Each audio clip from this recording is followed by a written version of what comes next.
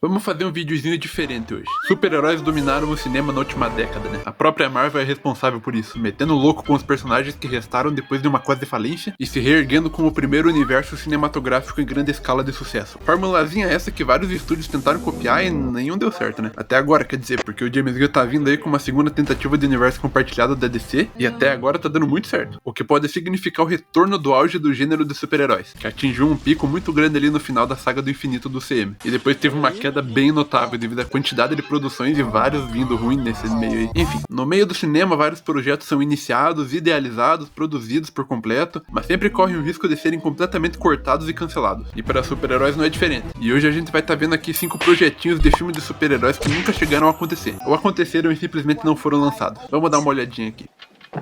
I've worked for you a long time and I'm paid less than Robin. Equal pay for men and women. No time for jokes, Batgirl. It's no joke. Começando aqui com um caso bem recente, e esse aqui ainda dói no coração. O filme da Batgirl foi anunciado junto com outros projetos da DC naqueles anos malucos entre 2017 e 2020 e poucos. Naquela época lá o DCU tava a maior bagunça, e era cada um atirando pra um lado e de vez em quando alguém acertava. Como o Aquaman fazendo 1 bilhão de bilheteria mesmo sendo um filme tão diferente do universo em que ele tá. Naquela época a ideia era descentralizar tudo. Vários projetos individuais que não teriam conexões fortes, mas que ainda seriam do mesmo universo. Só que essa ideia não durou muito não, já que tava muita bagunça. Então eles decidiram rebutar tudo, ou quase tudo. É aí que entra o Flash na parada. Esse filme mexia com multiverso e viagem no tempo, e o plano era usar esse Flashpoint de desculpa para gerar um novo universo. Tanto que depois desse filme, o novo universo criado teria o Michael Keaton como Batman oficial, não mais o Ben Affleck, mesmo que o Momoa e o Ezra continuassem como Aquaman e Flash. Seria bem confuso. Nessa linha surge Batgirl, um filme ambientado nesse novo universo, onde a Barbara Gordon, interpretada pela Leslie Grace, seria aprendiz do Batman do Michael Keaton, que seria o Batman idoso que tava na ativa. Inclusive umas fotos vazadas da produção revelam o traje dela, que eu achei bem da hora, todo Batman também, uns muros pintados ali que revelavam a existência do Robin e tal, e até também o vilão Vagalume, interpretado pelo Brendan Fraser. A ideia é que esse Batman velho fosse um Nick Fury que seria o mentor e líder tático da nova Liga da Justiça, e que todo esse universo fosse encabeçado pela Batgirl, pela Mulher Maravilha e pela Supergirl vinda do filme do Flash. Dá pra imaginar que houve bastante rejeição, mas isso aí é o de menos. O que acontece? É que esse filme aqui era um filme feito pro streaming, assim como o Besouro Azul era inicialmente. Só que o Besouro Azul ganhou força pra ir pro cinema, e a Batgirl não. A Batgirl era um filme feito pra TV. E até aí tudo bem, o filme foi todo filmado e tava praticamente pronto. E aí cancelaram do nada. David Zaslav é o nome da criatura. O contexto é que lá em 2022 ele se tornou o novo CEO da Warner Discovery, e saiu por aí cortando o custo. Cancelou vários projetos, não só da DC, mas dos Looney Tunes e do Scooby-Doo. E quando ele olhou pra Batgirl, ele viu ali um vazamento de grana. Acontece que o povo não tava muito confiante nos filmes da DC, então não era esperado uma recepção boa desse filme, e nem que muita gente fosse assistir. Fora que alguns rumores diziam que o filme também não era muito bom não, embora a equipe discordasse, né? Acontece que pra você manter um filme no streaming, gera imposto pra empresa, e o Zaslav achou que não ia valer a pena. Só cancelou o projeto logo e jogou toda a grana que eles tinham gasto até ali no lixo. A equipe do filme ficou bem triste e tal, eu também, né? Porque eu tava querendo ver esse filme. Os diretores até perderam acesso ao projeto nos servidores da Warner e tudo. Foi um corte bem seco. Um tempo depois aconteceu uma exibição fechada pra quem trabalhou pra poderem assistir pelo menos, né, o que eles fizeram, mas nunca chegou no público. O filme tava, sei lá, 90% pronto. Uma graninha pouco eles finalizavam. Era também a grande chance do Brendan Fraser voltar pros holofotes, né? Já que ele passou por vários problemas na carreira antes disso. Hoje em dia ele já voltou e até o Oscar já levou. Então a Warner perdeu a chance de trazer a carreira do cara de volta antes de todo mundo. Enfim, não tem muitos detalhes da história revelados. O que a gente sabe é que a Bárbara ia se tornar Batgirl, treinada pelo Batman velho, e que enfrentaria o vilão Vagalume. É meio isso mesmo. Era um filme de streaming, não seria grandioso. Mas o fato de cancelarem quase pronto é bem triste mesmo. Mesmo não sendo impossível que eles lancem esse filme um dia como um especial ou sei lá o que, ainda é algo muito difícil de se imaginar acontecendo agora. Infelizmente, né? Eu queria ver. The Flash foi um fracasso monumental também, então nem a Supergirl foi pra frente. Pelo menos o James Gunn tá aí agora pra salvar essa parada. Faça o que quiser comigo, Zod, mas não deixarei você ferir o povo da Terra. Aê, pastel!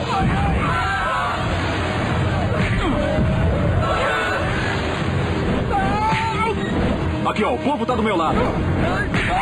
Esse aqui é bagunça, hein? Pega a visão. Comecinho dos anos 2000 ali, filmes de super-herói estavam começando a dar sinais de ser bom negócio e a Warner decidiu reviver o maior super-herói de todos, o Superman, com um novo filme, já que já faziam anos desde o fracassado Superman 4, né? Também tentaram aquele tal famoso projeto do Superman do Nicolas Cage, mas não é o que eu vou falar aqui, eu vou falar hoje de um menos conhecido. Quem chegou com o roteiro desse filme aqui foi o J.J. Abrams, que é um cara com um nomezinho aí na indústria. Só que as ideias dele alteravam e muito toda a lore do Superman. Pra começar que nesse filme, Krypton seria quase que uma monarquia, e o Jor-El seria uma espécie de rei. E ao invés do planeta entrar em colapso e ser destruído, na verdade, tudo que aconteceria seria um golpe de estado, orquestrado por um maluco chamado Katazor, que seria meio que o irmão do mal do Jor-El, e que aqui vai servir como se fosse o Zod. E o pequeno Kal-El é enviado para a Terra como forma de fugir desse golpe. E aí ele é encontrado, cresce aqui na Terra de boa, vira um super-herói, e essa é a única parte fiel da história. Porque a partir disso, Tai-Zor, o filho do Katazor, ou seja, o primo do Superman, viria pra Terra com robôs e armas e outros kryptonianos pra matar o moleque. E ele conseguiria. O Superman morreria nesse filme. Só que em vez de morrer morrido, ele vai parar na porra do céu kryptoniano, onde ele encontra o Jor-El, que teria tirado a própria vida numa prisão kryptoniana, e revelaria que ele não só escolheu pessoalmente o Jonathan e a Martha Kent pra criar a criança, como também que na verdade o Superman é o escolhido de uma profecia pra retornar a Krypton e se tornar o verdadeiro herdeiro do trono. E então ele ressuscita, porque aparentemente os caras iam adaptar a morte do Superman em 20 minutos de filme. Derrota os kryptonianos numa batalha a nível planetário que passaria até por Gotham, e no fim de tudo entra na nave que trouxe ele, e o filme termina com o Superman voltando pra Krypton pra enfrentar esse tirano. A minha dúvida é o que isso aqui tem a ver com o Superman. Isso aqui é uma história bem genérica de escolhido e exilado, né? E você altera a história do Superman pra colocar uma outra história genérica dessas no lugar? Faz favor, tio. Aí você me pergunta, cadê o Lex Luthor? A Lois Lane, o Jimmy Olsen, cadê os personagens do universo Superman? Então, Lex Luthor na primeira versão do roteiro não seria CEO de empresa coisa nenhuma. Ele seria um agente da CIA obcecado com casos de OVNI, que no fim de tudo ia descobrir que ele mesmo também é um kryptoniano. A parte do agente da CIA eu até consigo aceitar. Agora o Lex kryptoniano é brincadeira. E a Lois e os outros também estão ali, mas não tem nada de muito interessante pra falar. O mais interessante são os atores cotados pro Superman, que envolvem desde o Henry Cavill, olha só, o Brandon Routh, que fez o Superman Returns, e até o Paul Walker do Velozes e Furiosos, e o Brendan Fraser. E agora pro Lex Luthor, quem tava cotado era a porra do Robert Downey Jr., que sinceramente seria do caralho, vai. Já viram esse maluco careca? Ele não passa uma vibe de que seria um Lex Luthor muito foda? Então, o filme não foi pra frente. Alguns diretores entraram e saíram, o roteiro teve 2 versões, que inclusive vazaram e estão disponíveis por aí, é só você pesquisar que você acha. E no fim o projeto não chegou a ser totalmente cancelado, mas sim reformulado. Quando o Bryan Singer entrou, ele decidiu fazer uma continuação dos filmes do Christopher Reeve, chamou o Brandon Routh pra fazer o herói e fez o famigerado Superman no Retorno, lançado em 2006. Eu admito que eu gostaria de ver como esse filme aconteceria. Tem o roteiro todo por aí, tem várias artes conceituais, um traje chegou a ser produzido, tem registros de testes de câmera com os atores também. Foi um projeto que andou bastante, ficou bem perto de acontecer. Seriam 3 filmes contando essa saga, e seria um exercício legal de assistir. Provavelmente seria uma bosta, mas aí é outra história.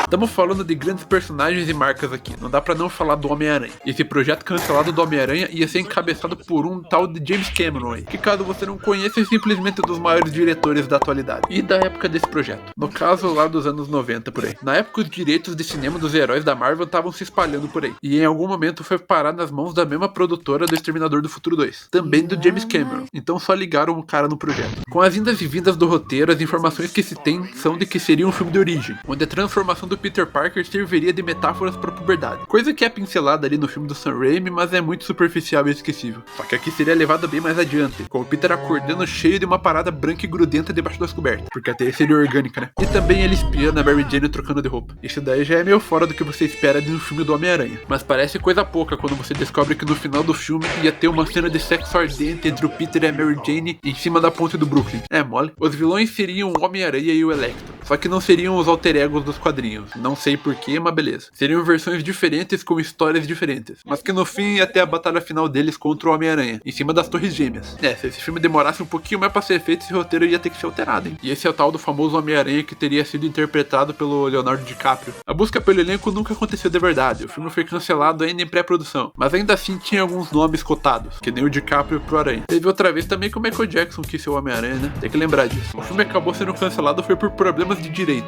coisa que dá problema até hoje em dia. Na época já tinham outros projetos de filmes do Homem-Aranha cancelados, estúdios entrando em falência e os direitos passavam de lá pra cá. E James Cameron ficou de saco cheio e levou seu rascunho de roteiro embora. Foi basicamente por isso que não deu certo. Mesmo se ele tivesse seguido no projeto, possivelmente as ideias seriam bem alteradas. Então talvez não fosse como ele queria, né? Algumas coisas ainda chegaram a serem aproveitadas nos filmes do Sam Raimi, né? As teias orgânicas, por exemplo, que mesmo que fossem pra ser do atirador, mudaram de ideia no meio da produção. E a Mary Jane ser sequestrada no final do filme, coisa que acontece nesse roteiro e que ia acontecer em Homem-Aranha 1 do Sam Raimi, e em Homem-Aranha 2, e em Homem-Aranha 3 também, e se duvidar no Homem-Aranha 4 também seria. Yo, MF Doom, Mr. Fantastic. villain. What up, nigga?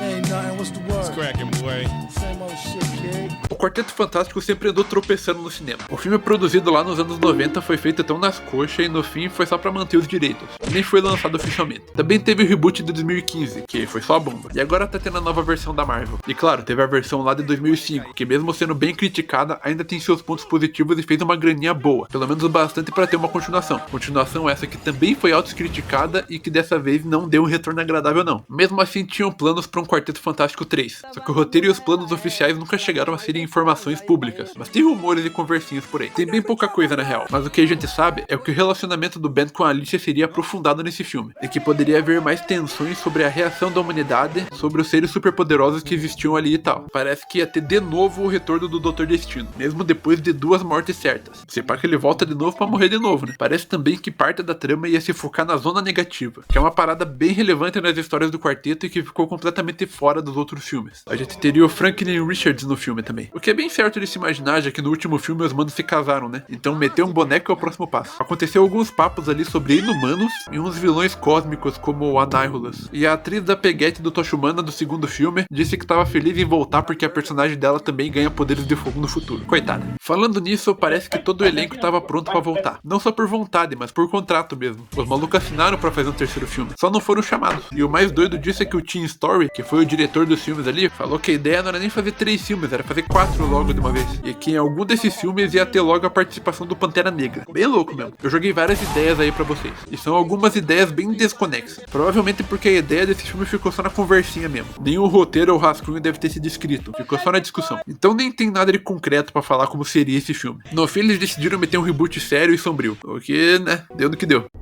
Stand back and peep the light show. Green Lantern's got this.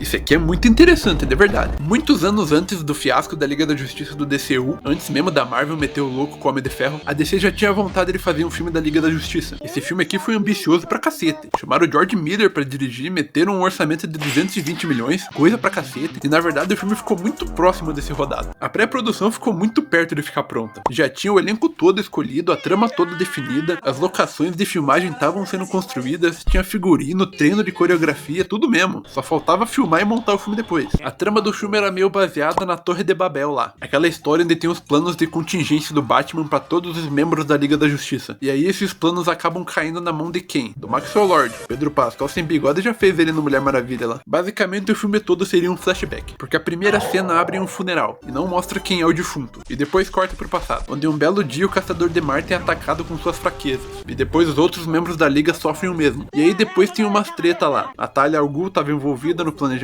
também, e o Maxwell Lord revelaria que tem poderes psíquicos agora do nada. Mas beleza. Aí no fim do filme, o Flash do Barry Allen correria altos rápido pra vencer os vilões e acaba morrendo no processo. O funeral do começo do filme é na verdade dele, e acaba que o Wally West assume o manto de Flash e integra a Liga da Justiça. Ao que parece também, o Maxwell Lord é morto pela própria Mulher Maravilha, e que no fim o Batman sai da Liga, já que essa merda toda aconteceu porque ele fez esses planos, né? O homem é preparado demais, não tem nem como. Se vê que é um filme bem interessante. A Warner tava animado com o roteiro e o filme tava pronto pra rodar. E pra ajudar, o Superman Returns lá não tinha ido bem. Então era uma chance de um novo Superman e um novo universo compartilhado, que era a tal ideia. Mas também pra atrapalhar, tinha o Batman do Nolan ali do lado. Esse filme tava sendo produzido ali entre 2007 e 2008. E o Nolan tava fazendo o Cavaleiro das Trevas. 2 Batman no cinema naquela época podiam se atrapalhar. Mas isso não foi o motivo do cancelamento não. Na verdade foram várias coisinhas aqui e ali. A greve dos roteiristas na época tava batendo na porta. E a indústria toda ia paralisar a qualquer momento. Se não fosse só isso, tava geral na Austrália pra começar a filmar. Mas o governo da Austrália tretou com a Warner e aí o George Miller tirou todo mundo de lá e levou pro Canadá. E daí é mais atraso e dinheiro jogado fora. E aí chega em 2008, é lançado o Cavaleiro das Trevas, bilhão na conta, um Batman isolado da Liga da Justiça fazendo sucesso pra diabo. E do outro lado, a Marvel ressurgindo das cinzas com o Homem de Ferro. E aí a Warner cagou no pau. Lançar um novo Batman na mesma época de um Batman bilionário já não era uma opção tão interessante. E com a Marvel já dando pistas de um universo compartilhado bem consolidado, a Warner decidiu mudar a fórmula. A ideia era fazer a Liga da Justiça e depois os spin-offs de cada herói. Agora eles queriam os filmes solos primeiro, assim como a Marvel começou fazendo. E é aqui que começa aquela bola de neve gigantesca do DCEU. Primeiro eles queriam o Batman do Bale nesse universo. O Nolan disse não. Aí pediram pro Nolan dirigir um novo filme do Superman. O Nolan só repassou o trabalho pro Zack Snyder. E o resto é aquela história toda bagunçada que a gente já conhece. Essa foi só uma das várias e várias vezes que a Warner interferiu em projetos DC por medo e comparação com outros estúdios. E isso aconteceu muito já. Infelizmente, né? Porque isso impede vários projetos legais de serem feitos. Como essa Liga da Justiça aí, que eu adoraria de verdade ter visto ela. E é isso, né? 5 projetinhos aí que nunca viram a luz do dia. Tem ideias bem interessantes aí que dão vontade de ver e pá. Mas assim, cada projeto cancelado desses tem uma puta relevância pra situação atual. Por exemplo, eu acho que o Robert Downey Jr. mandaria bem pra cacete como Lex Luthor. Mas se esse maluco pega pra fazer o Lex no começo dos anos 2000 e o filme é um sucesso, ele ficaria preso até terminar a trilogia e não faria o Homem de Ferro. E se o filme for mais um fracasso, o gênero continua sendo bem duvidoso e podia afastar o Robert de aceitar fazer o Homem de Ferro. Nesses dois cenários, todo o universo compartilhado da Marvel estaria comprometido, porque esse cara tem um papel fundamental, não só sendo um ator, mas como ele mesmo na indústria e os cacete. Então cada filme feito e cada projeto cancelado tem alguma importância no geral. E cada um desses filmes que eu falei aqui mudariam completamente o cenário que a gente vive hoje. Pra melhor talvez, né? Ou pra muito pior. É só lembrar como a DC tava alguns aninhos atrás.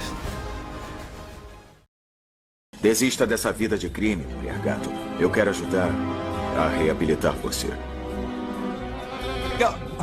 Para tudo! Tá rolando um clima entre vocês?